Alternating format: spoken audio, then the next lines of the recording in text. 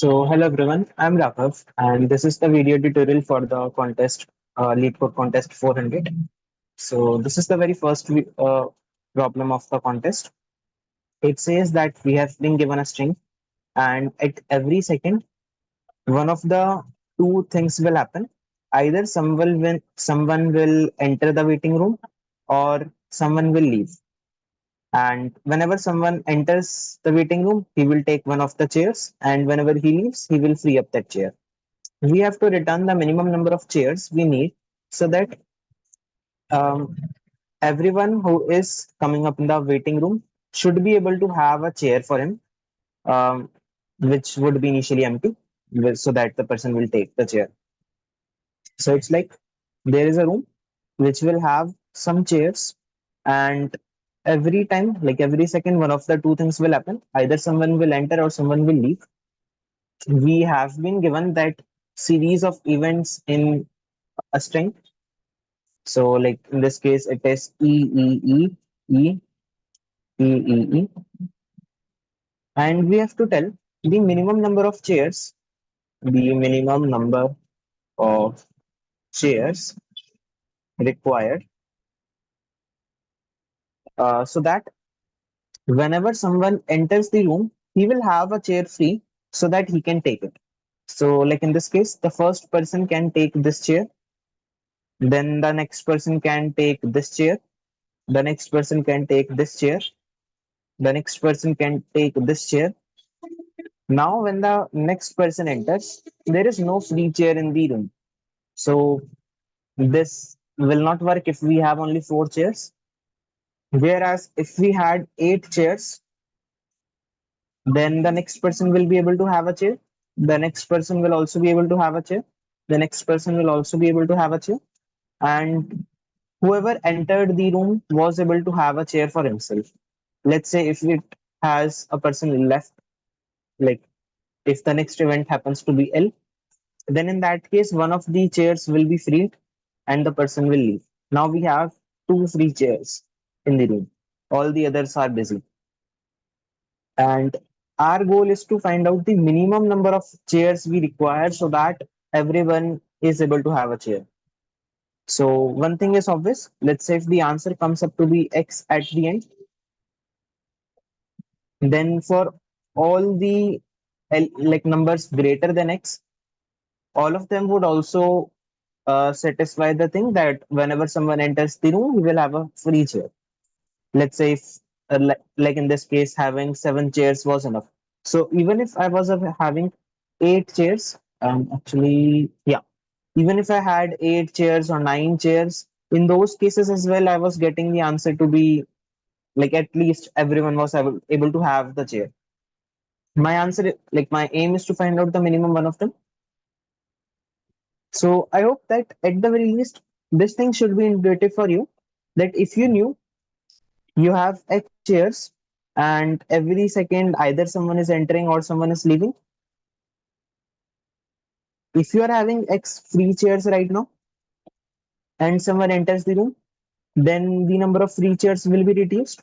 And whenever someone leaves the room, the number of free chairs will be increased. है ना? Will increase. And at any point, if X goes below zero, then it is not possible. Like it is impossible to have all the people have a chair whenever they enter the room. Right now, we don't know about this X. But since we know that we want to find out the minimum number of chairs we need, can I say that whenever someone enters the room or leaves the room, I can keep track of the, like I can have a counter with me. Let's say that there is a counter which is initially zero. Whenever someone enters the room, I can increase that counter. Whenever someone leaves, I can reduce the counter. And at any point of time, this count is basically telling me the number of people who would be in the room at that point of like at that instant. Like if I'm having something like E, E. In that case, initially the counter will be zero when someone entered. Like initially it was zero. When someone entered, it became one. When again someone entered, it became 2, then 3, then 4, then 5, then 6, then 7, and so on. Let's say if two people left and person joined next, entered next, then the value of E would have become 6, 5, and then 6. है ना? Whenever someone enters, it becomes +1, and whenever someone leaves, it becomes -1. And now I think it is pretty simple. At any point of time, whatever is the maximum number of people who can be there in the room, I need at least this many chairs. If at any point of time there are 7 people in the room, then definitely I can say that I need at least 7 chairs. So since we want to find out the minimum possible value, you can see that 7 will be the minimum one. All the other values would be either 8, 9, 10, 11, basically greater than this 7. So you would say that this maximum value of count at any point of time is the answer. So you can keep track of it with a variable, let's say answer, which is initially 0. And at every iteration, you can just say answer is equal to answer, like maximum of answer and count.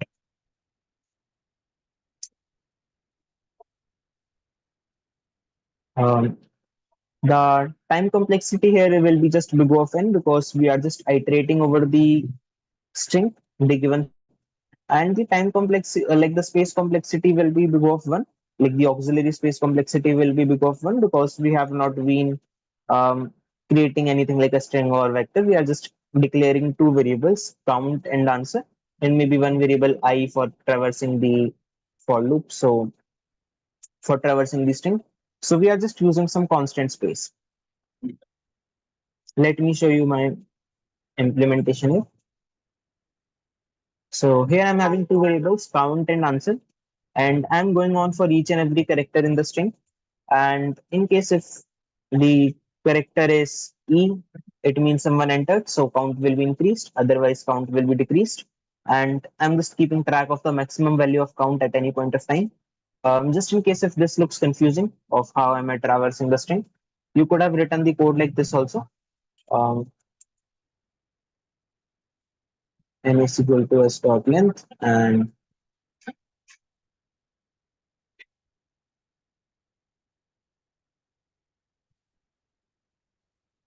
what I have written now is actually equivalent to what we had written earlier. Um, Writing something like this is actually equivalent to traversing the string in this way. Like actually not equivalent, but for now you can just understand it like this.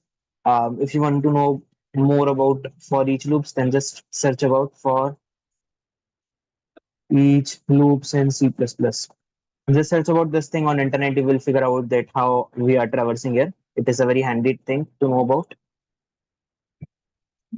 Okay, so the time and space complexities have already been discussed. Let's move on to the next problem. Count days without meetings. So this problem, like you can read the problem. Let me tell you about it in brief. It says that there is, let's understand it as in a timeline. Let's say that there is a timeline. Initially, we are at day 1, and at the end, the day will be this days. We will be given a variable days. Okay, let me just read the problem instead. We have been given a positive integer days representing the total number of days an employee will have to work starting from day 1. We are also being given a 2D array meetings of size n, where meeting I is equal to start and this represents the starting and ending days of the meeting I inclusive. And like this inclusive says that the first and the last dates would also have meetings, and we have to return the count of days when the employee is available for work but has no meetings are scheduled, like but no meetings are scheduled, and the meetings can overlap. So basically it says that it is like there are a lot of days where an employee will work, and you will be given some meetings. Like a meeting might be starting from day 10 till day 15, both inclusive. So an employee will be having at least one meet on these days. Similarly, there might be a condition, like there might be a situation that an employee will have a meeting from day 14 till day 17. So in this case, we know that an employee will have meetings on all these days. He might have more than one meeting on some days. It's fine, but he will have at least one meeting, and he might have a meeting from day 19 till 21 also. So in this case, like if that's all the meetings he has, and here the value of days, let's say it is equal to 24. All we need to do is we need to tell the number of days where an employee will be available for work, but he will have no meetings. So basically, this these days, and these days, we have to neglect these. Other than these, the days where the employee will be available for work, but he is not having any meeting is um, all the days from 1 to 9. He's available to work, but he is not having any meeting schedule. This day 18, like on 17 and on 19 he is having the meeting, but on the day 18 he is not having any meeting, and on 21 to 24 again he is not having any meeting there. So the answer will be these 9 days, this is one another day, and these are 4 days. So 9 plus 1 plus 4 will be 14. That is the number of days he is not having any meetings. And let's look at some example here. 5, 7, 1, 3, 9, 10. So there is a number line. Like we are imagining this all the days of that employee on a number line so that it becomes easier for us to visualize. He is having the meetings from 5 to 7. He is having the meetings from 5 to 7. And he is having the meetings from 1 to 3. 1 to 3. And he is having the meetings from 9 to 10. 9 to 10. And the total number of days are just 10. So here in this case, he is having the meeting from 1 to 3. Right? After that, for the day 4, he is not having any meeting. He is not having any meeting on the day 4. Then he is having the meetings on day 5, 6, and 7. And then he does not have any meeting on the day 8.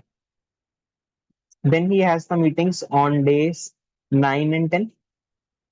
So here our answers just should be just 2, because this is one day and this is one day. 1 plus 1 comes up to be 2. And yeah, the answer is 2. There are these 2 days, 4 and 8, where there was no meeting. Similarly, let's look at this one also. 2, 4, and 1, 3.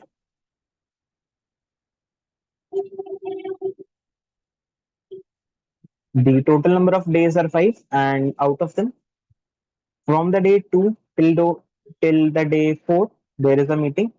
And from the day 1 till the day 3, there is a meeting. So from day 1 to 3, the person is not free. From day 2 to 4 as well, the person is not free. Can I say that this is actually equivalent to saying that a person is having a meeting from 1 to 4? Like if the person was having just one meet from 1 to 4, the answer should still be the same, no? Um, like the only difference between these two cases is here he is having two meetings on 3 and 4, sorry, 2 and 3. Here he will have only one meet, even if we just merge both of these intervals together. This will be the only change. But do we really care about the number of meetings he has on the days 2 and 3? No, we don't really care about it. We just care whether he's having zero meetings or greater than zero meetings. Basically, having at least one meet or having no meetings. है ना? So here I can just say that if I merge all the intervals,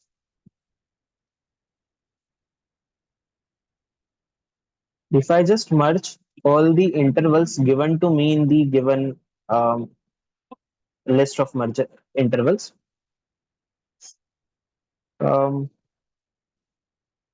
In that case, it will be very simple for me to just answer. It will like once I merge all the intervals, the given list of intervals after that would look like this, where you are not having any overlapping intervals. So uh, between every two intervals, you can just count the number of days which are missing.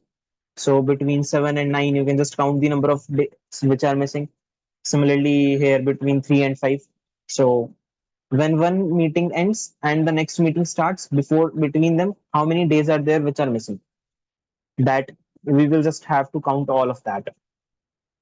So like in this case, if you merge the intervals 2, 4 and 1, 3, you will have an interval 1, comma 4. Now all these days are busy and this day is free, like the day 5. So the answer here will be just 1. The day 5, that is just 1. Right. And the answer is 1. That is the fifth day. Okay. So the thing which we have noticed here is, if I had been given the list of intervals or basically the meetings, you see that all these list of meetings which you have been given is like really similar to being given some intervals in an array, like for an array. है ना?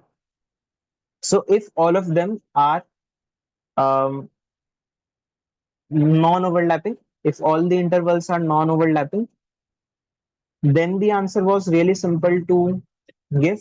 है ना? And that is why we thought that if we are having some overlapping intervals and if we merge all those intervals, since the answer is not changing, it will be a good idea to just merge them, get them uh, like make them become non-overlapping. And after that, whenever you are having some intervals which are non-overlapping, all you need to do is just find out the, let's say if this is like 1, this is let's say D, and maybe this is the meeting 1, like the starting of the meeting 1. This is the ending of the meeting 1. Let's call it as M12. This point is like this point is, let's say, meet M21, the starting of the meeting 2. This is M22, the ending of the meeting 2. This is M31 and this is M32. Let's say if we are having these integers, obviously there will be some real values with them. Like in the problem, we will be given the values, maybe something like 2, 4, 6, 7, 9, 10, or maybe 10, 12, anything. So the answer will be 2 minus like from 1, like from 1 till this 2 minus 1. All the days will be free, right? Basically from 1 to M11 minus 1. All of those days will not have any meetings. Then from M12, sorry, from M12 plus 1 to M21 minus 1, all of these days will also not have any meeting. And similarly from M22 plus 1 till M32 minus 1, and so on till the last, like at the end, the last meeting is M31 in this case. Okay, so sorry, this was M31 minus 1. Uh, Basically this. Okay. So at the end of the day, you will have this, like after this day till the end of the day. So you will have M32 plus 1 to till the date D. We will not have any meetings, right? And like just in case if M11 is equal to 1, then it will be from 1 till 0, which means that there is no free day. And similarly, if M32 is actually equal to D, in that case, this value will be greater than this. So again, there will be no days. So you have to count these only if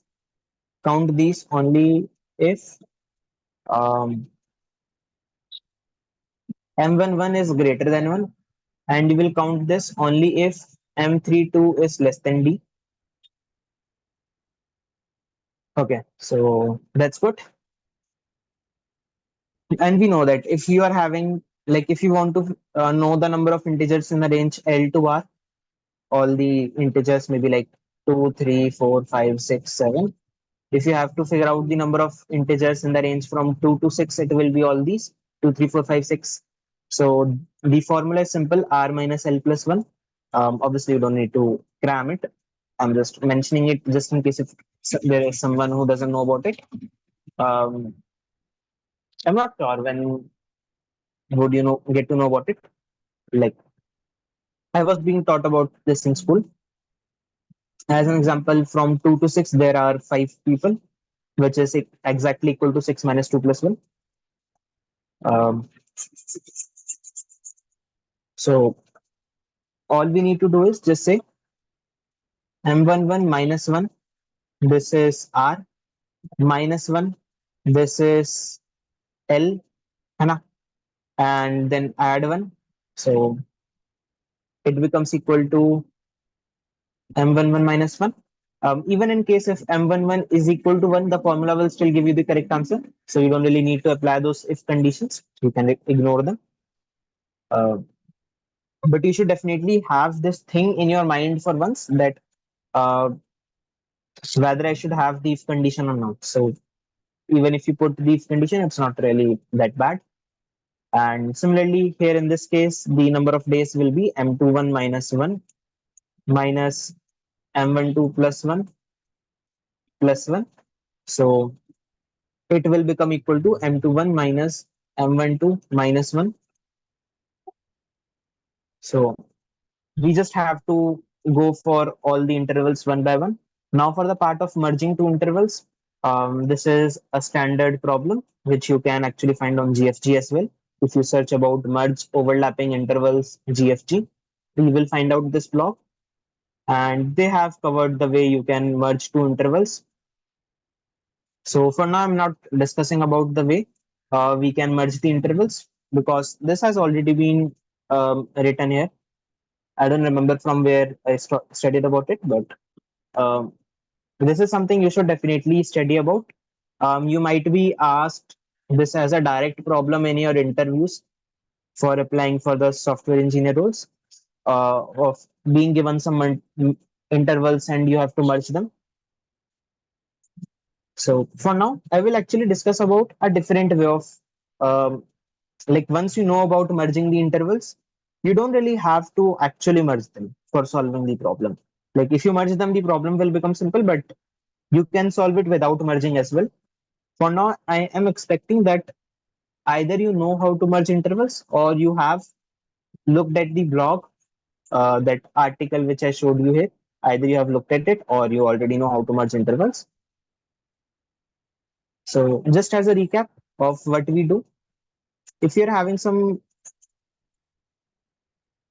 intervals like these, let's say I'm having um, these intervals. This is the first interval, the second interval, the third interval, the fourth interval, and the fifth interval. I know that, like, first of all, just sorting the intervals makes sense because it doesn't matter whether you consider this one as the first, this one as the second interval, or you consider this one as the first interval, this one as the second. The answer will not be affected. Secondly, uh, like for every interval, let's talk about this one. Whenever, like, at the end, you want your answer to,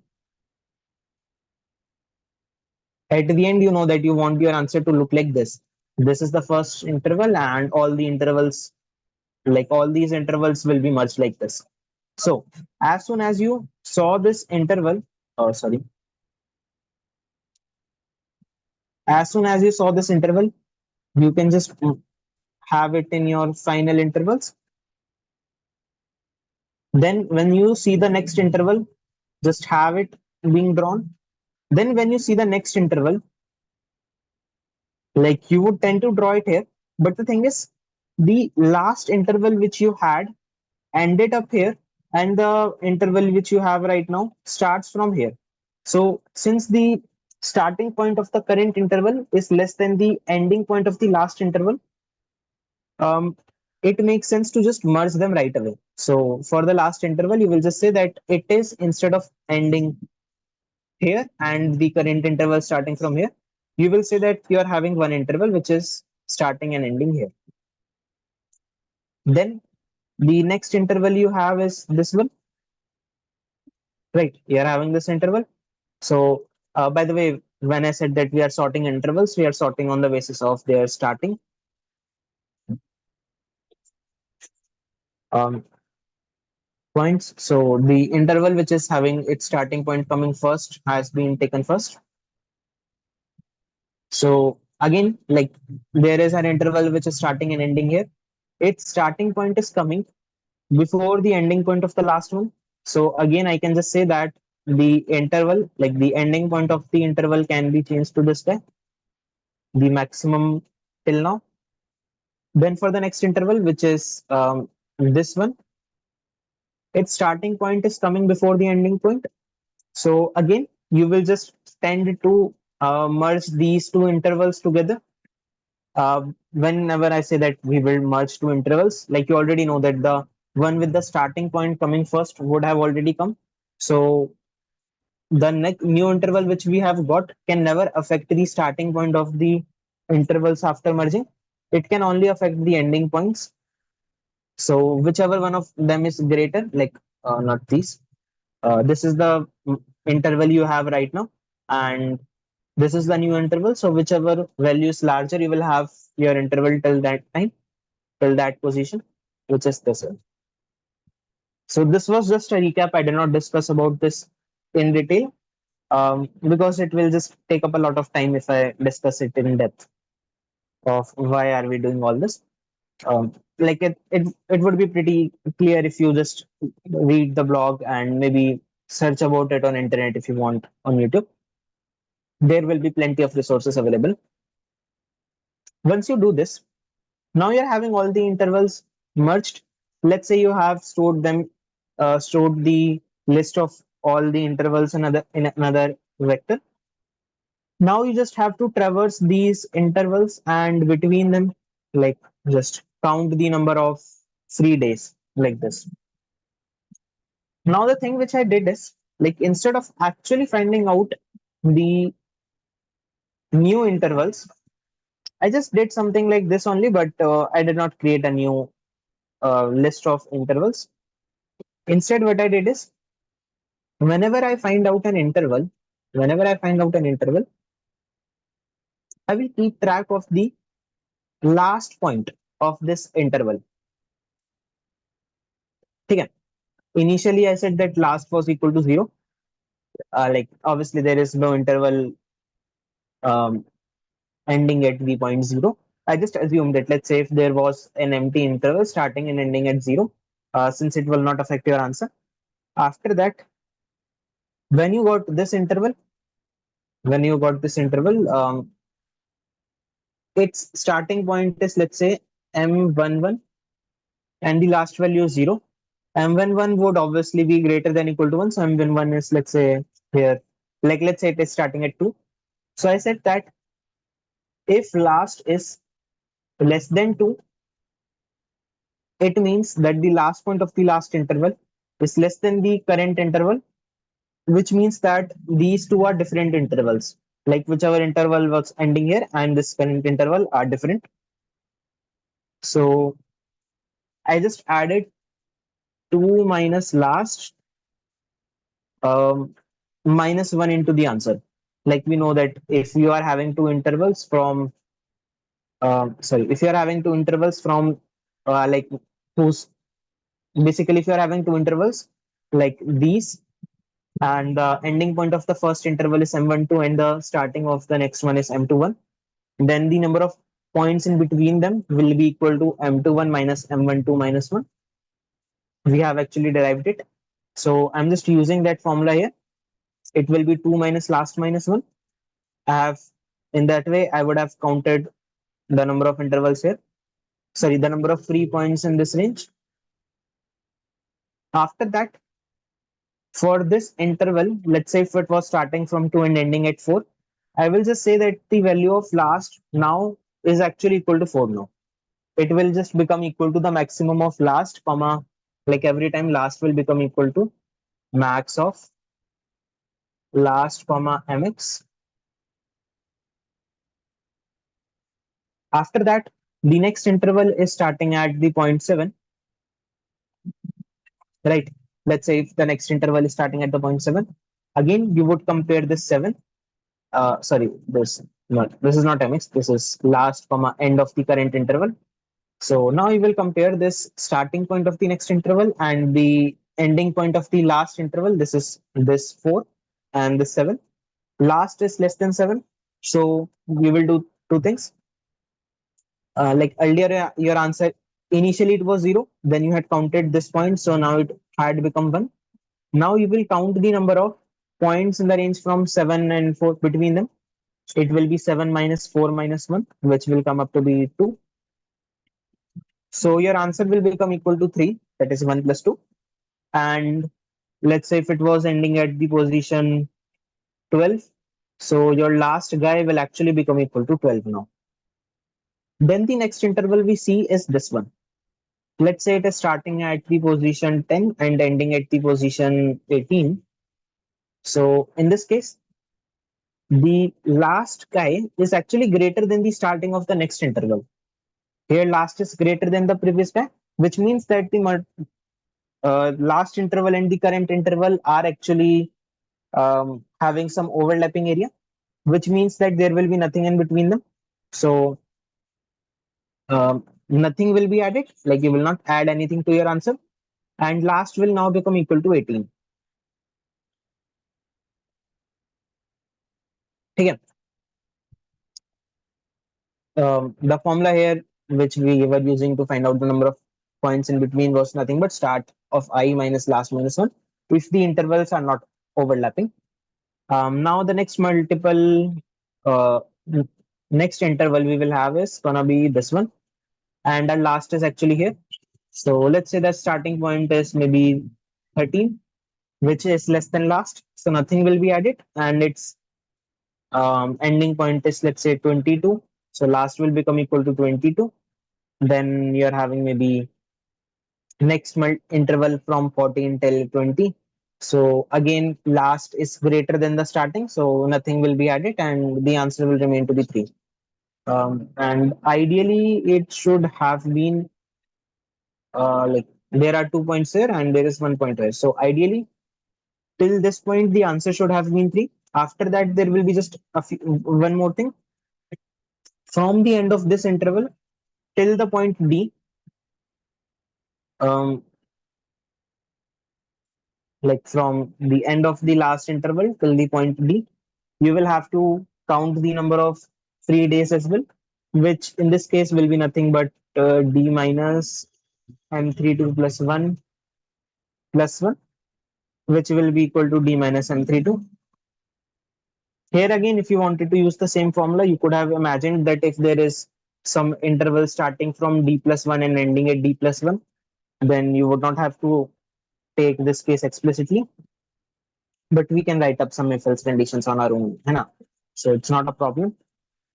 So let's say if the total number of days were 23, then 23 minus 22, that would also be added to our answer, and we will get it become equal to 4. Okay, so that's all for this problem. I know that it has some sort of like it is having a bit heavy implementation. Like the implementation which we are having in this problem is a bit more than what we generally have at the B problem. Indeed, when you do this kind of a like whenever like when you are used to merging intervals, when you have done this thing 3-4 times at least, this will look like a cakewalk to you. Um, just to give you some confidence, in my case, it took me barely 2 minutes or maybe less than 2 minutes for solving the complete problem till coding it. Um, since we were having some server issues, I could not submit it instantly. I did submit it late, but it was done in 2 minutes. So you can also do it like the way I was able to do it. And the code is like very short here for this problem. If you do it in this way, as I said, and just in case if you merge all the intervals first and then find the number of points, then the code will be a bit longer, so it might take you more time. And let's see the code first, and then we will discuss the time complexity. So just 1 minute.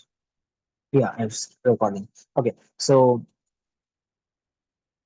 first of all, I sorted the given array of arrays. Basically, I sorted all the given lists, intervals, and then I am having two variables, last and answer, and I'm going on to each and every interval.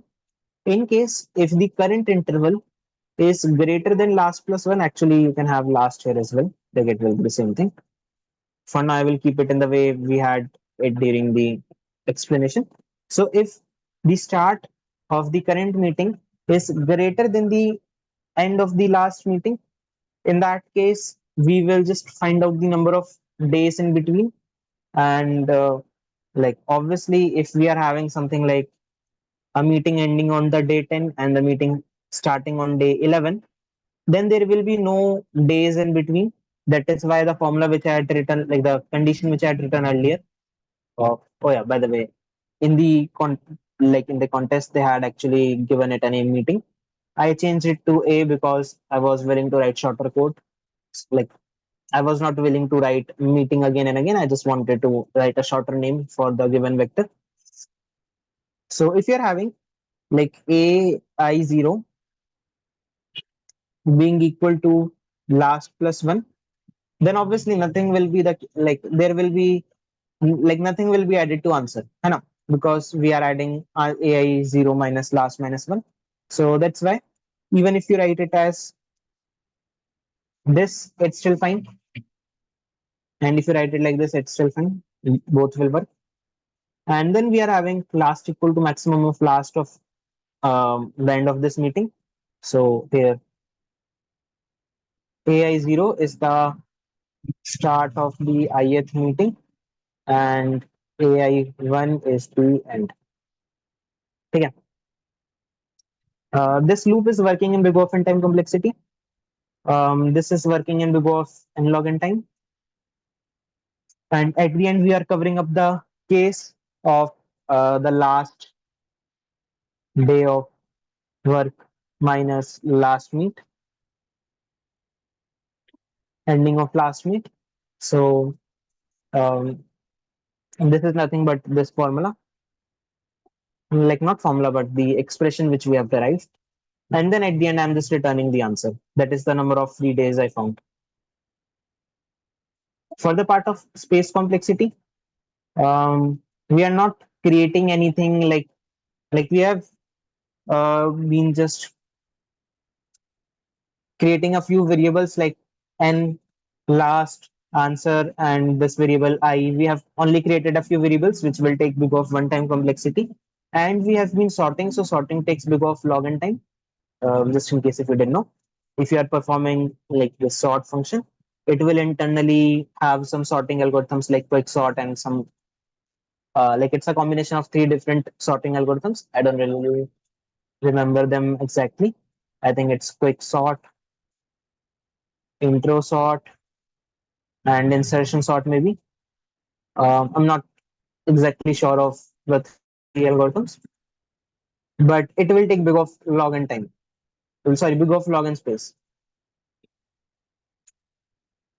So the space complexity is big of n log n and the time complexity is big of log n. I know that the problem might have been a bit overwhelming for you if you have been doing something like this for the very first time. And by the way I have done it without merging, it's not really necessary to just do it in this way. You could have simply just merged the intervals first, and after that, you could have traversed the new intervals, the new list of intervals you would have got. And by the way, there is one more way of solving this problem, that is using difference array. So I would highly suggest you to learn about this technique difference array. The problem which we have given right now, we have been given right now. Um, a follow up of this problem, a follow up of this problem came in um, an online test for me, in an online test or online assessment.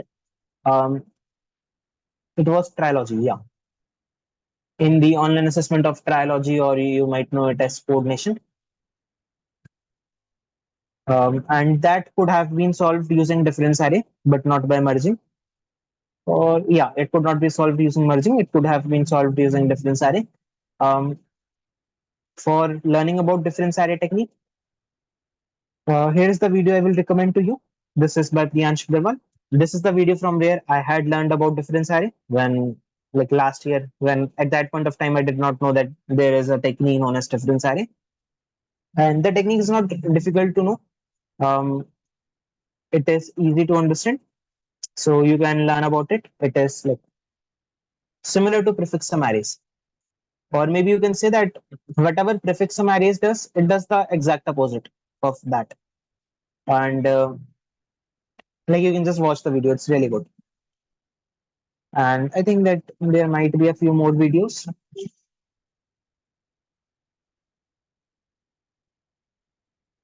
Yeah, this video also looks good when I look, at least from the thumbnail. I think that this guy is also uh, like this guy also creates really good videos. Mm, okay, I can see only these two videos right now. So I would suggest you to watch the two videos I saw right now. This is the one which I had watched, and the other one should also be good. Okay, so let's move on to the next problem.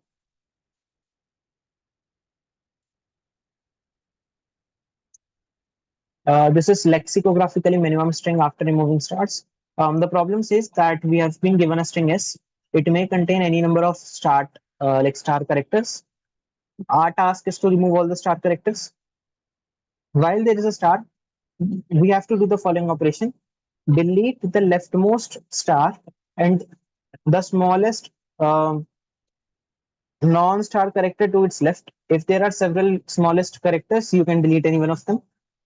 And we have to return the lexicographically smallest resulting string after removing all the star characters. So it is like you have been given some string, maybe like A, B, A star. What we have to do is, as long as there is at least one star in the given string, you will have to choose this star, and you have to choose the smallest character on the left of the star. Like in this case, and A. These three are the smallest characters. If there are more than one of them, like if there was only one occurrence of A, then you would have to delete that one occurrence of A. If there are more than one occurrences of A on the left hand side, you have to delete the one, like you have to delete any one of them. You can delete any one of them. So let's say I chose this one, these two. Maybe if I chose this A, then I have to delete both these. Like I have to delete this star and I have to delete this A from the given string, and repeat the process as long as there are stars in the given string. At the end of the day, like in this case, I'm getting AAB, which is not having any star left in the string.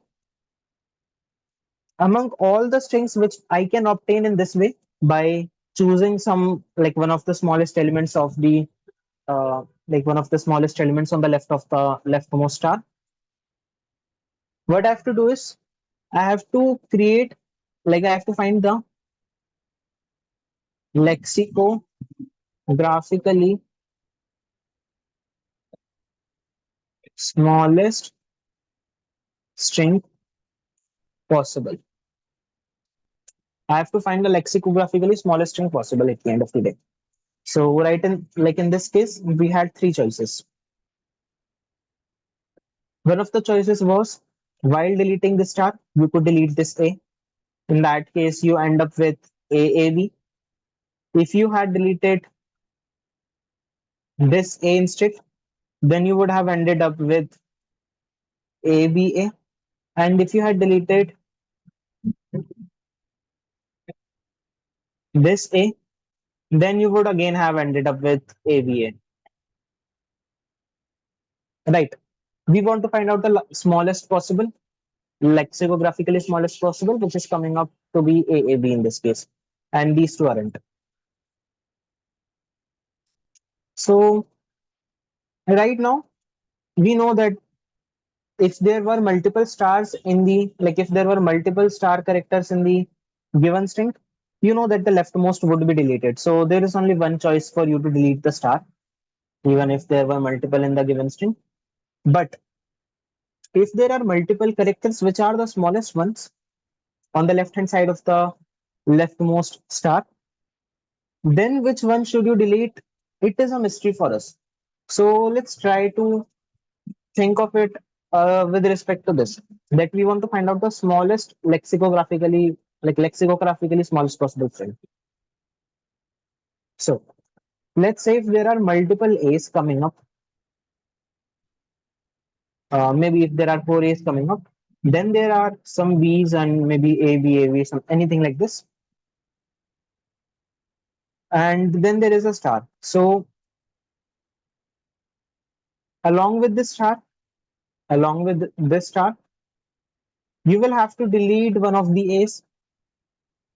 Now, the very first thing which I want to mention is if there are multiple A's coming up together, it doesn't really matter which one you delete among these. If you delete this one, you will have three A's and then the rest of the string. If you delete this one, like if you had deleted this one, then you will have these three A's, basically three A's coming up together and then like the rest of the string. If you had deleted this one, then again you're having three A's and the rest of the string. And similarly for this guy. So if you delete any one of these A's, what you will have remaining is three A's and then the rest of the string. Right. So the point to notice here is you can treat it as three of the A's are there and then this one is deleted and then you're having the rest of the characters gone one step left, so that this one came at this place, this one came here, this one came here, this one came here, like one step left. And you know that the character which you have deleted is the smallest possible character, and the next character would definitely be larger than this, otherwise there would have been a bigger chain, है ना? So you know that on deleting the smallest character, the new string will be lexicographically larger than the previous one, है ना? We have at least realized this much. So if you get your string become lexicographically larger at this position, on the fourth position, then it would definitely be worse than all the possible, like it would be definitely worse than the string you would have got if you had deleted this character. Like if you had deleted this one, then you would have got the string as A, like four A's coming together, then two B's, then the next A is related to another B, then A B. है ना? This string will definitely be better because it is having a better prefix. The prefix here is triple AB and the prefix here is four A's. So it makes sense that deleting the rightmost occurrence of A will definitely be better than any other A. है ना? Like if you remove the lastmost occurrence of A, you will get the string as A, B, AB, AB, and B. You have deleted an A which was present here. You have deleted it. So this string is actually having the prefix till this point the same way as it was here. And you know that whenever you delete a character, unless the last character has been deleted, which means that there is no character on the right hand side of it, the new string will definitely be lexicographically larger. So, like if you look at it, in this prefix, if you had deleted any one of the A's in this prefix, then the new string would have been lexicographically larger than this one. Like this and this are lexicographically larger than the third one because the prefix AAB, like triple AB, is worse than the prefix 4a, and the prefix like this one 4a then 3b is worse than the prefix 4a 2ba. है ना? So it makes sense that you would always prefer to delete the rightmost occurrence of a. So now the problem becomes that you have been given some string which is having some stars. You have to traverse the string from left to right, and whenever you get a star, then on the left hand side, whatever characters were present among them, first of all, you need to find out the smallest character, and then you have to delete the rightmost occurrence of that smallest character till this part. This is the problem we have now, and it is fairly simple. The reason it is simple is because like you can just actually simulate it. Traverse from left to right, and you can keep track of all the indices where a has been coming. Like if a comes at the indices 0, 1, 2, 3, then you can just keep track of the indices where a is coming, that is 0, 1, and 3. B is coming up on the index 1, and C and D, like all of these are not having any occurrences. So uh, the vector of the integer where you are showing the indices will be empty. So whenever you find out an asterisk, basically the star, all you have to do is just check for a whether the set of indices, like set of these indices where a is coming, is it empty or not. If in case it is empty, it means that there is no occurrence of a on the left hand side, and you will check for b, then for c, and so on.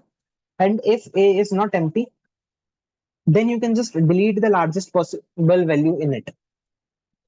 So you could have done something like maintain a vector of set of integers, and just whenever you find out star, go from a to till z, look up for any character which is having the set of integers being non-empty.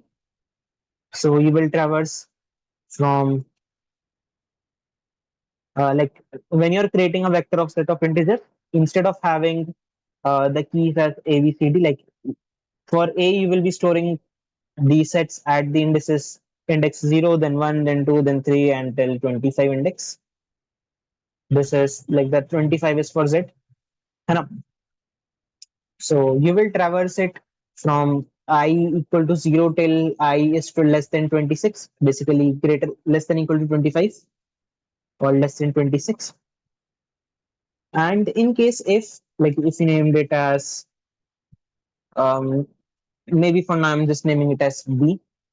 So if b of I is empty, then you will, like if it is not empty, in that case you will do something here. You will just delete the last occurrence of this guy. You will delete the last occurrence of vi. So delete largest element in bi. That's it. That's all you will have to do. And the problem is like really doable now. And at the end of the day, what you can do is traverse over the string once again. Um, let's say if you're having the string as a b a star, and you come over to a, which is at the index 1. So what you can do is you can just look at, like since the character here is a, so in the set of integers b comma 0, you will check if the index 1 is coming. So basically we'll just check that in the indices of occurrences of a, in case if this a, like this one would have been deleted, let's say if this one had been deleted earlier, then in this array you should not be able to find one, like here you will not be able to find three. So we will just check if you are able to find one or not. So we will just check whether b dot 0, like this is a set, since we are having b as the vector of set of integers, we will say b0 count 1, or basically count I. If this returns you true, like if this returns you 1, B0 count I will return you the number of times I is coming up in the array B0. So if it returns you 1, it means that the index 1 has not been deleted. Otherwise, it has been deleted. So that's it. We can just check in this way. If it is 1, then we will add this character into our answer string. We can just maintain a string of integers answer, and we can add this a to the answer string. So this is one way of implementing. Obviously, you can have some other ways of implementing as well. The main idea, the main logical part was, the logic was just this much, that you will traverse the string from left to right, and at all the places wherever you find out the star character, you would like to delete the occurrence of the smallest character in the left hand side, the rightmost occurrence of the smallest character. So for that, this is one way of implementing this idea into code. The other way, which I did during the contest, was I created a set of pair of integers. Actually, we can create a set of pair of character comma integers as well, in which we will just push the character and its index. So you can, like, if you're having the string a star, you can just push, like, if we name the set as st, you can say st dot insert the character a comma its index, which is 0, right? Then when you talk about this a, you can just insert character a comma 1, and you can just insert in this way. So all the characters, like all the characters whose sorry, for all the occurrences of a, they will be together in the set. But there is like one problem. What we want is, we want to find out the last occurrence of the first, like last occurrence of the smallest character, which in this case it is a. A will be the smallest character, and we want to find its last occurrence. So one clever way of doing such thing is, you can create a set of pair of char comma int, and in this you can insert the character comma negative of its index. When you insert the negative of its index, like -1 in this case, so at the position st dot begin, you will have the smallest character with its, like the for all the occurrences of a, and since you had stored the negative of index, so like whichever index was the largest, its negative would be the smallest. So like when I insert all these four characters, my set will actually look like a comma -3, a comma -1, a comma 0, and b comma mm, -2. My set will look like this. I hope that it makes sense when you're looking at the set. I know that it might not be very simple to just understand that like why did I push minus index and character. These things will not really make sense at the moment, and even explaining it is a bit hard. Uh, like this is something related to implementation, and explaining the implementation part is a bit difficult for me, because this is something like you will get better at only when you implement things on your own. Like the more struggle you do while implementing, it might take you like 30 minutes to do something which is like, for writing 10-12 lines of code, you might struggle for like 30 minutes at the first, but eventually it will become something you can do it in 4 or 5 minutes or maybe less time. Uh, so like even if it does not make much sense right now that why are we implementing it in this way, don't worry about it. I'm just telling you about the way I implemented it so that you will have some idea when you start to implement. And you don't really need to do it in the way I have done. You can do it in any way you want. You can look at other people's code.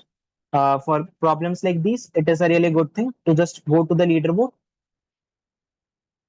Just go to the leaderboard of the contest and look at the codes of the other people.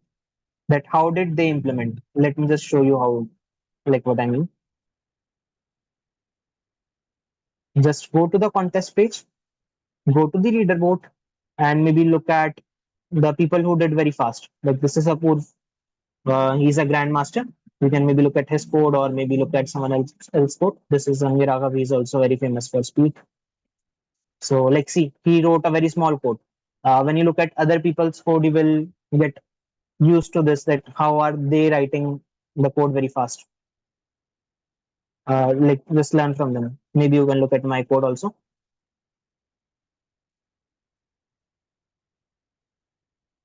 Sorry. No, so uh, now let's look at the implementation. So in my case, it is like this. I created a set of pair of integers. You could have used a carrier. I just used int because of habit.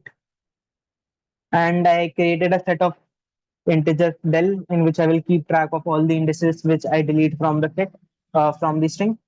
I'm going on to each and every correct uh, index of the given string from left to right. I'm going on to all the characters from left to right in the string, as we said here, that we want to go from left to right. In case if we uh, get some star character, then we would like to delete the rightmost occurrence of the smallest character on the left hand side, which we can get. Like if you have created a set like this one, which I have created, where I'm inserting these characters, then in that case, it will be available at the beginning. So it will be available at the st.begin, and I'm deleting that character from the set. And actually, we do not really need this del set. The problem could have been solved without it as well. I just insert created this set during the contest while being trying to code fast. You can just use this set for making sure whether you are having the character in the set right now or not. So what I'm doing here is I'm inserting minus first dot second. Like this first dot second means that for the first this pair of integers which I had got from the set, this is nothing but pair of int comma int. Among them, the second character, which will be the index, like the second character will be negative of index. I'm multiplying it with minus so that it becomes equal to index. Since I will be deleting that character, I have inserted that into the set known as del.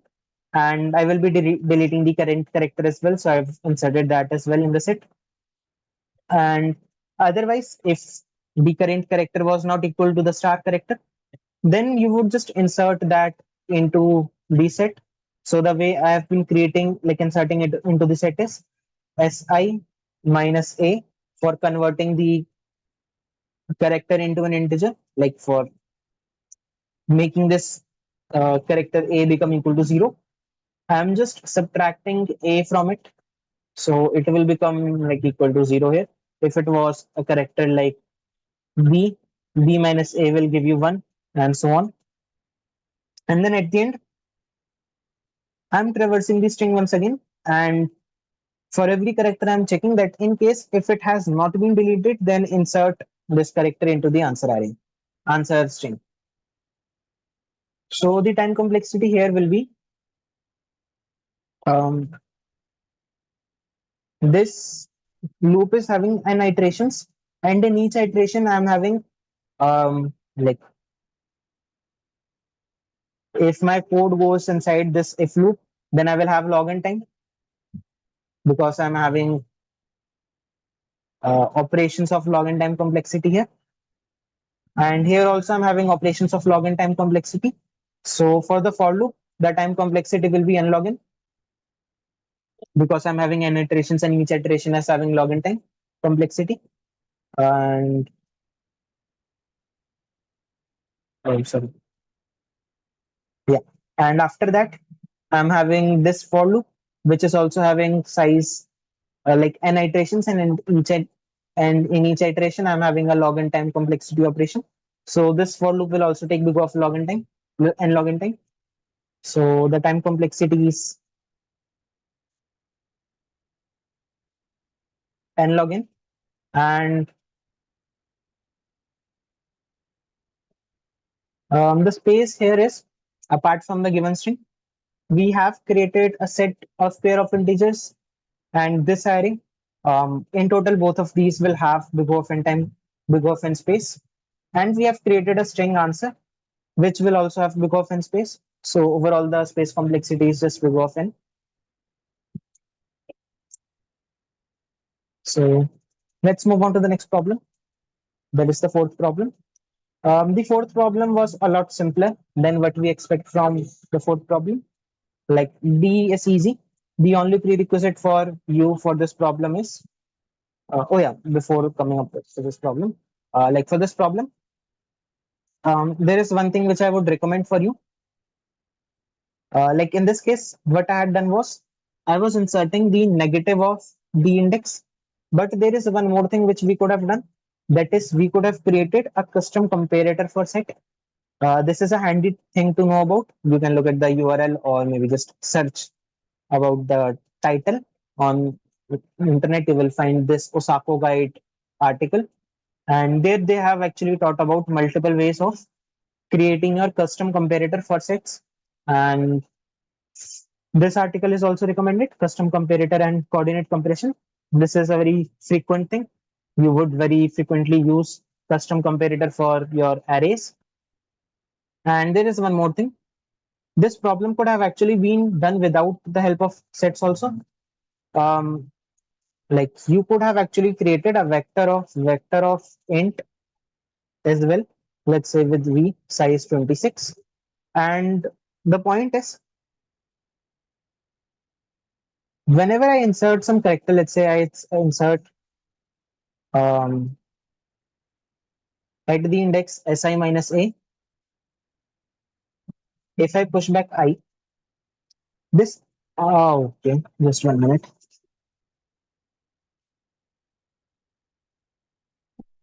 Okay, so whenever I insert this um, I in any one of the arrays, like for any indices of the array, this I will be greater than all the elements which had been inserted earlier into the vector. है ना? Because this I is always increasing. So for finding out the largest element,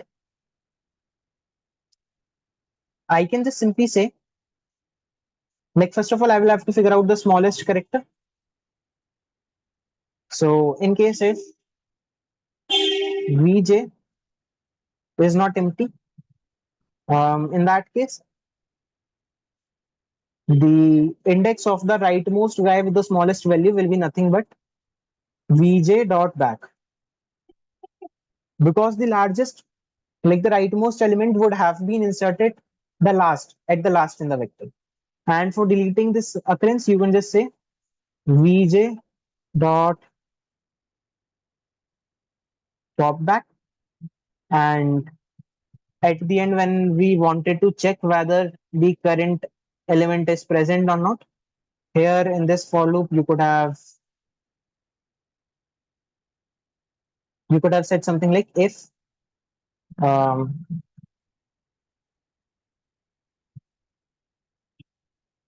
um, yeah, you can just use the binary search function which is available in STL for the array v of si minus a. Actually, I would like to use this. Let's create a variable index. Id is equal to Si minus a.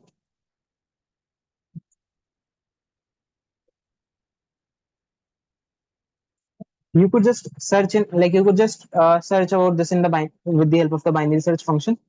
Rather, the index I is present in uh, vector of, like with the index Si minus a. If this thing is present, it means that you can just say answer plus equal to Si. Otherwise, the character has been deleted. So you could have done it in this way also. And if you use vectors, the code will be significantly, like not really much, but around 1.5 times, maybe at least 20-30% faster than the sets. That's what I'm expecting. I'm not 100% sure. I have not checked it right now. I will check it after the PCD. You can like try to implement with the vectors as well. Because the point of practicing problems is not to just solve the problem. Our motive is to get better at coding, get better at problem solving. So I would recommend you to try out the way with vector of, like first of all, you can just try out this way of solving. Set of pair of char comma int or maybe int comma int as per your choice. You can do it in this way. Then try out um, then try out solving the problem in this way, like by just creating a set, but with a custom comparator, which you will have to study from internet. From Osako Guide, they have explained it pretty well. So once you have tried both these ways, then you can try out solving it with vector of set of integers. And by the way, try to use only one of the sets. Don't create two sets. Create only one. And then try out with vector of int. Always remember that the more you struggle right now, the better you will become. I have seen that a lot of people tend to just like not put up a lot of efforts, but it won't be good in the longer run. So that's all for this problem. Let's move on to the next problem. This is the problem D. Okay, so I can remove this. For the problem D, this we will come up to this. Okay, let's read the problem first. Find subarray with bitwise and closest to k. We have been given an integer array nums and an integer k, and want to find out a subarray of nums such that the absolute difference between k and the bitwise and of all the elements of the subarray is as small as possible. In other words, select a subarray nums from like having indices from L to R such that k minus nums and like the and of all the elements in the subarray from L to R is minimum, and we have to return the minimum possible value of the absolute difference between like which we can get. And the subarray is a contiguous non-empty sequence of elements, so we cannot choose a empty subarray. So in simple words, the problem is you will be given an integer array nums of size n, and you will be given an integer k. What you will have to do is find out the minimum value of um okay, before this let me just say that let's say there is a function with name f in which you pass two indices l comma r and it returns you the bitwise and of all the elements, that is nums of l plus 1 till nums of r. It will return you the bitwise and of all the elements. So what we need to do is we want to find out the minimum possible value of um, absolute difference of k minus f of l comma r where L should be less than equal to R, and L should obviously be greater than. Okay, so it is basically L should be greater than equal to 0, R should be greater than equal to L, and R should be less than equal to n minus 1. Basically, L and R should be like, if you choose any L and R, then from L to R, it should be a subarray. So this is what we have to find out. And like, I have just like read the problem, and then I have written it mathematically. That what we want to find out. This is what we want to find out, and you can see that this value actually depends only upon two things. That is L and R.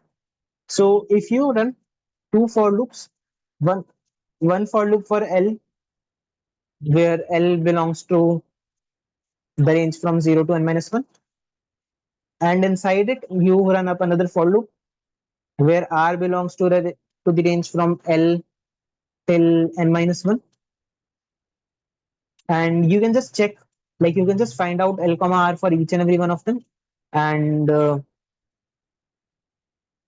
like, since you can find out L R there, you can say answer is equal to minimum of answer and absolute value of k minus f of L comma R. um, yeah, no, it's fine. So you can do the problem in this way. This is the brute force. So you're having one for loop, another for loop. So you're obviously having big O of n square time complexity. And then this f of L comma R, this function, it depends upon the way you find out this. Like, for finding out f L comma R, if you're just running a for loop again and again, then it will take big O of n cube time complexity. You can optimize it by just keeping track of f L comma R while traversing through this array. Like, let me just show you the way you can do it.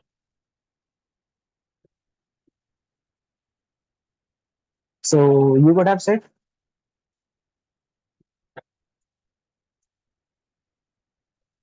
you could have first of all created answer with some very big value, maybe just say int max, and then you're having a loop for L,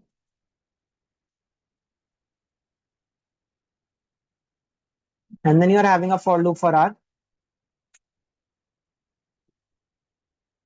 Oh, sorry, it would be less than N. And there you could just find out the value of F as initially equal to AL, then just traversing over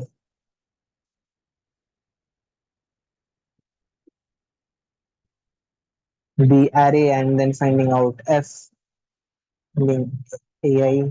Oh, it's nums.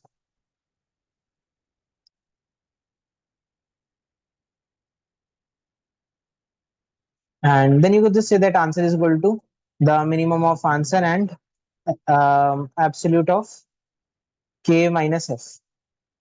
Right? You could just say in this way and then return answer at the end. So this should at least work. But the time complexity is really bad because we are having three for loops. We are having big of n cube time complexity. For optimizing it, you could have said it as like, here you are again and again running up a for loop from L plus 1 till R, know, for each L and R. Why don't we just say that initialize, like, okay, so the redundancy here was, in this case, in the last iteration, you had calculated the bitwise and of all the elements from the range, in the range from L to R minus 1. Then again for the range L to R, you are again having a for loop. We can avoid it by keeping track of the previous bitwise and. So what we can do is, we can initialize f with AL in here, and we can just say that f, yeah, like in this way. we can avoid a for loop at every point of time. This f will have the bitwise and of all the elements from a like L till R, and compilation error. Oh, sorry. The name of the array is not A. I generally give it the name A, so that's why. It's working. But even now, it is very slow. It's having the problem that there are two for loops. So what we can do is, like what we have to do is, we have to remove one of the for loops. We have to do something better. Like we will need to maybe uh, instead of checking for all the pairs of L, basically for all subarrays, we need to check for less subarrays, or we need to prune our solution some way in some way. So the thing is, let's observe some. Let's take one example. If you're having something like 5, 7, 15, 4, and maybe 2, this is your array, and the value of k is, let's say, 2. Then the subarray 5, subarray 5, 7, subarray 5, 15, 5, 7, 15, 5, 7, 15, 4, and these. And now, like you would be checking for all of the 4, 5 subarrays according to the solution which we had here.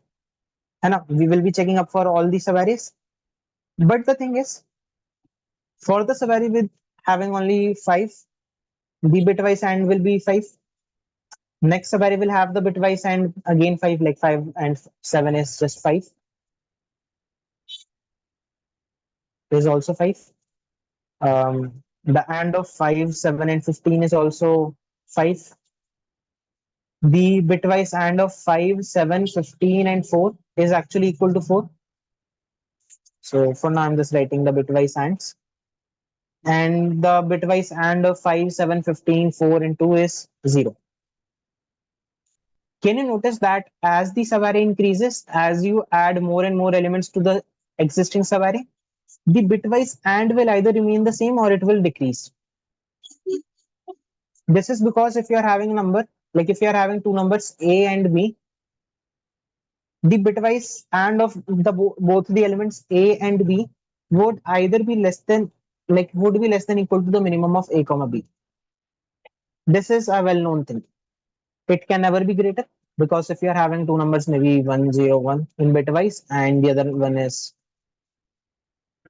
so the like you the places where you will have one is gonna be the one where you are having ones in both the numbers. So the number of ones we have can never be more than the number of ones we had in either one of them. So the number would always come out to be smaller than the or equal to the minimum one of them, right? So I can definitely say that A and B would definitely be less than equal to A for sure. It might be less than equal to B or not, but it would definitely be less than equal to A. Actually, this is true for B also. Just writing both of these equations together is this thing. Anyways, the basic main idea here is, instead of, like, I'm just checking up for all the subarrays here, but do I really need to check for all of them? If I know that k is less than this 4, so like this subarray will never have a better answer than this subarray, right? Can you see this? If I'm having the bitwise and of this subarray as 4, the bitwise and of this subarray, this subarray, this subarray will never be less than this one. They would either be greater or equal. And since the value of k is even less than this guy, the absolute difference between like 2 and 4 is 2. But the absolute difference between 2 and 5 would definitely be greater than the absolute difference between 2 and 4. And in this case, 3 is greater than 2. So the main idea here was that instead of checking for all the subarrays, what I can do is I can try to run a binary search to figure out the first position, like If I'm talking about all the subarrays starting from this point, all of these subarrays, then I can use binary search to randomly check for the bitwise AND of subarrays. And with the help of binary search, I can find out the smallest value of f l comma r, like smallest this value of f with maybe, yeah, the smallest value of f l comma r which is greater than equal to k, and similarly the smallest value of l comma r where it is less than equal to k. What I mean is, like if the elements here were equal to 5, 7, 15, 4, 2, the bitwise ands from starting from here are 5, 5, 5, 4, 0. So I know that at some place, like some elements would be greater than k, greater than equal to k. Some of them would be less than equal to k. So I just need to check, like I just need to compare the absolute difference of k with this guy and the absolute difference of k with this guy. And now, for all the other elements, I know that the answers will be worse. I can just prune my solution in this way. So I can run up a binary search to figure out maybe the first possible, like the first value where the bitwise and from L till R goes less than or equal to K. So you already know about the value of R. You already know about the value of K. Now you can binary search to find out the value of R, the smallest value of R, so that you will have the largest element which is less than equal to K. We will find out the smallest value of R such that f of L comma R is less than equal to K. And just in case if no such R exists, we can initialize the R with n. Just in case if no R exists, then R is equal to n.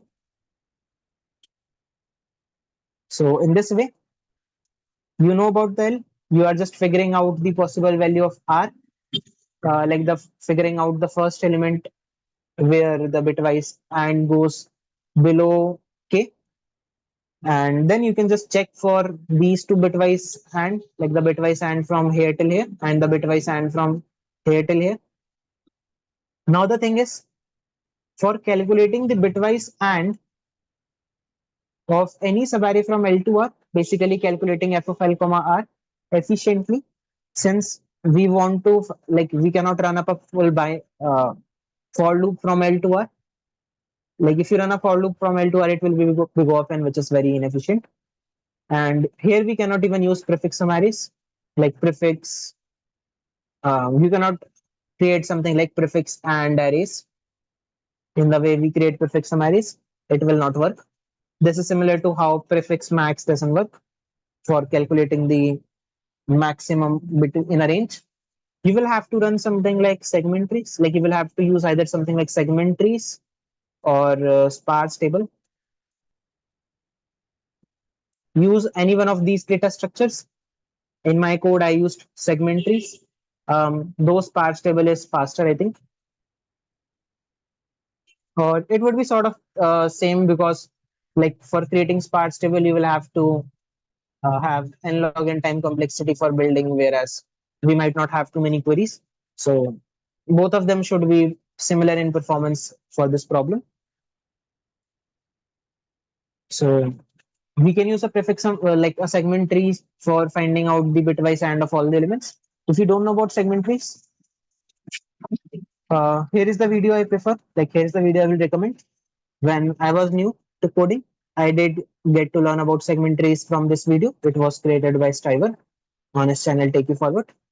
And I did watch, I don't remember which, I think this live stream as well, just for some clarity. Like when you see someone else coding segment trees live, you will feel it to be easy thing. You know, he codes it live. So That's why I watched it. And you might get some better videos as well, like some more good videos. So before starting the video, sorry,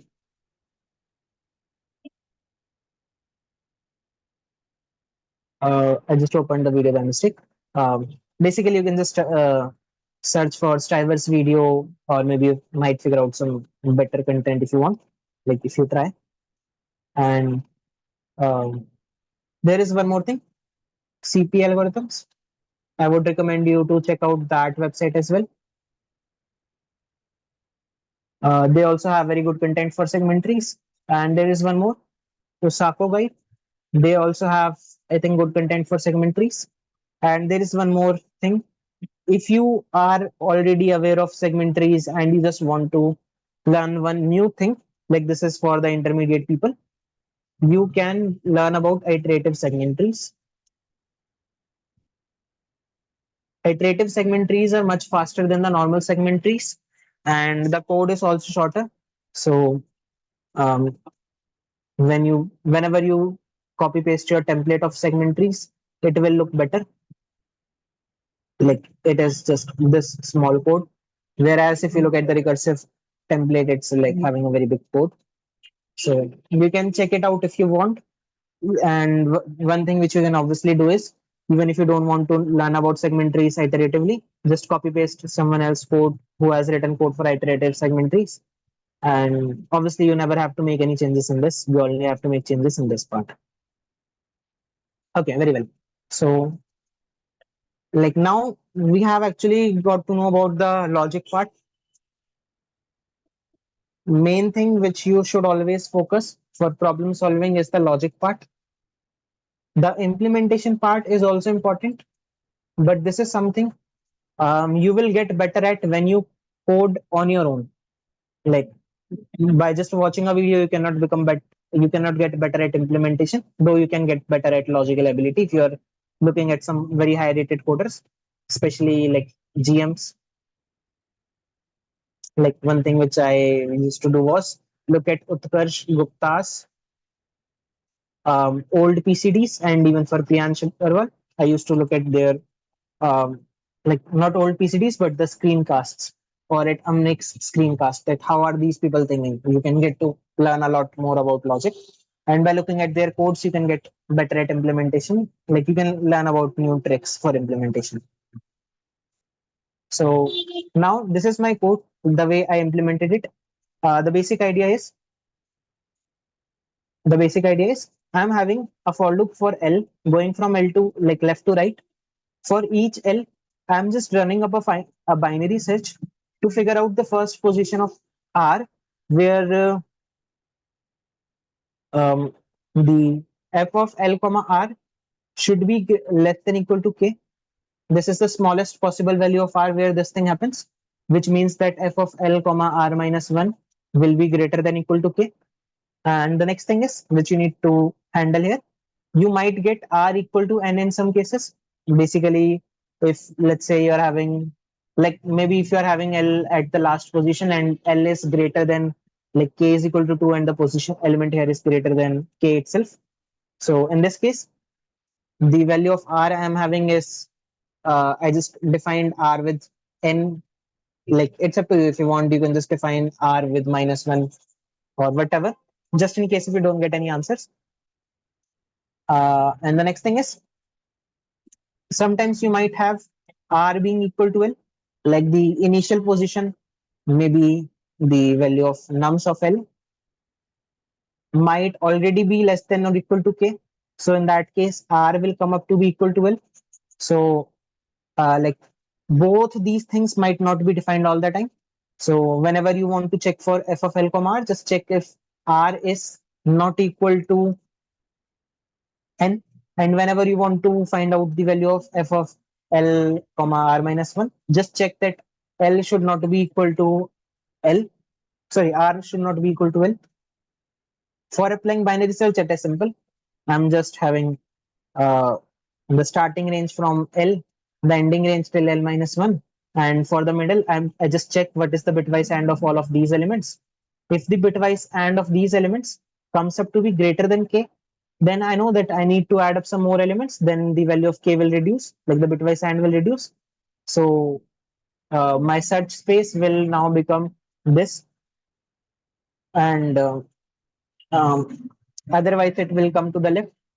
So the condition is like, if my L is here, and for this search space, let's say the middle was here, and the f of L comma M is greater than, maybe greater than k, or maybe if it is less than or equal to k, then you know that the, like, this position can be the smallest value of r.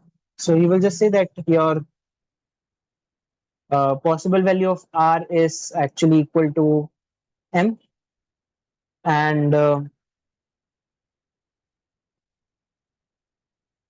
you need to search in the left. You need to now search in this range, because you might have some smaller value of r for which f of L comma r is less than equal to k.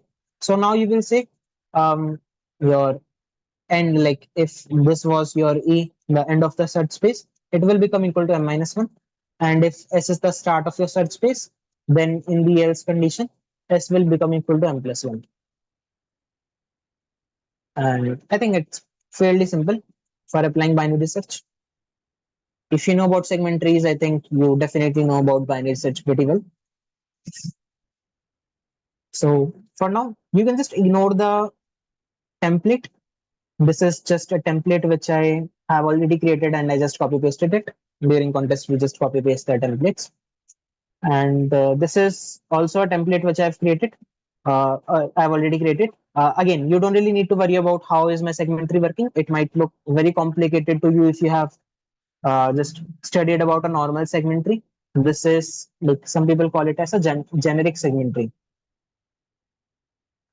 because I can do anything I want with it. If I, let's say, want to find out the maximum of elements, I can just make, just by changing a few words here. Now my node, like now my segment tree will give me the maximum element in the range from L to R. Similarly, if I just had changed it with plus, then my segment tree will give me the sum of all the elements from L to R. है ना?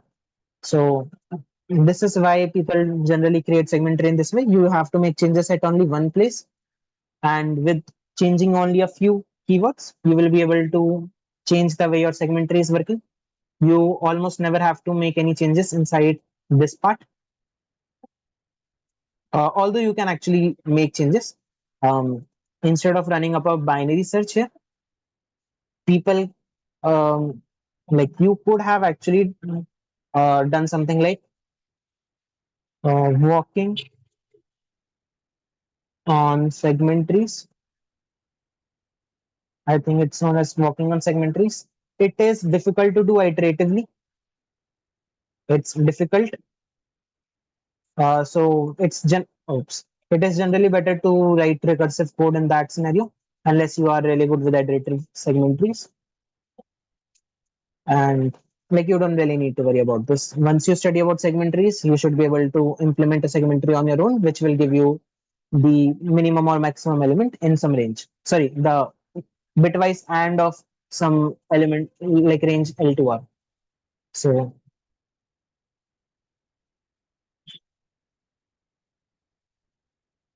now the way I've implemented it is, I initialize the value of answer with a very big value. I know that the maximum possible value in the worst case can never be more than 1e9. So I initialize the answer with something even bigger, so that it will not affect my original answer. And every time I will just say that answer is equal to minimum of answer and whatever I'm getting right now.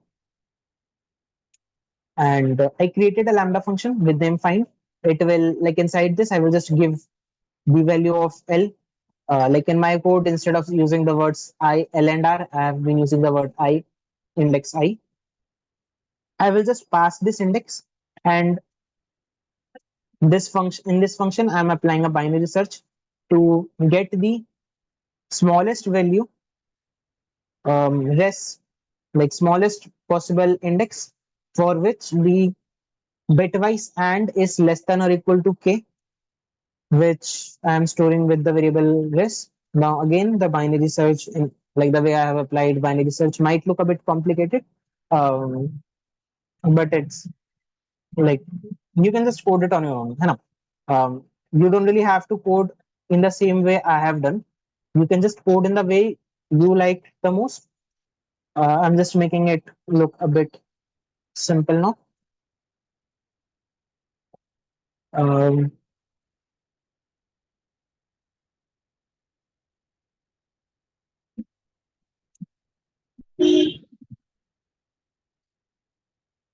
so this is the main code. Like the code is simple. Like you are just checking the bitwise and for the range from I to m, whether it is less than equal to k or not. If it is less than equal to k, then just set this m as the answer and search on the left hand side. Otherwise, search for the right hand side, basically bigger values of bigger indices. And initialize, like initially, I have initialized it with n, just in case if I don't get this condition at any place, then I will be returning n. Then here I have stored the first value wherever the bitwise and is smaller. In case if first is less than n, basically the it means that SG query like this will return me the bitwise and of all the elements from. Okay, there is one more thing which you could have done. No, it's good. Like right now, it's good. Basically, what this line is doing is it is just finding out the absolute difference of k with the bitwise and of all the elements from I to first, and I have been updating the answer to be the minimum of the previous value of answer and the new value I've got. And in case if first is greater than I, then I have been checking for the range from I to first minus one, and I'm just returning the answer at the end. So I'm again repeating the same thing. The implementation of mine might look complicated, and that is natural. Like everyone is used to their own way of implementing. So like, the way I like to write code might look a bit overwhelming to some of you, and to some of you, the way the segment tree has been created, like in my template, might also look very overwhelming. You don't really need to worry about any of that. Just create your own normal segment tree. Focus on the logic. You will have to spend a lot of time struggling when writing your own code. It is fine. The more you struggle right now, the better it will be for you in the future. Now let's look at the time complexities. Um, Creating a segment tree will take big of time. I don't like. I think that recursively it takes more, but when you create it iteratively, it takes only big of time for constructing a segment tree. Then inside this find function, you're having a binary search, which will have big of log n size for like there will be log n iterations in the worst case for finding out the value of r. And every time you will be running up this sg.query thing, which will in itself take big of log n time. So you will have log n into log n time for the while loop, which means that the overall time complexity for the find function is log n into log n. It can be done in big of log n time if you, instead of running binary search here, if you just do the same thing inside the segment trees, which is known as walking on segment trees or going deep in the segment tree. And after this, we are having this for loop, which is having an iterations, and in each iteration, you are having this find function being running up. So we go of n into login, and like apart from this log square n value thing, like this iteration, oh sorry, this statement, you're having two more statements where you're having log n time and log n time, but we can ignore it because log square n is way more than log n time. So overall time complexity turns out to be we go of n into login, and the space. If you look at the uh, code, we have created a segment tree which will take big of two into one space. Conventionally, we just ignore this constant, so we can call it as big of n time, big of n space complexity. That's it. So that's all for this problem.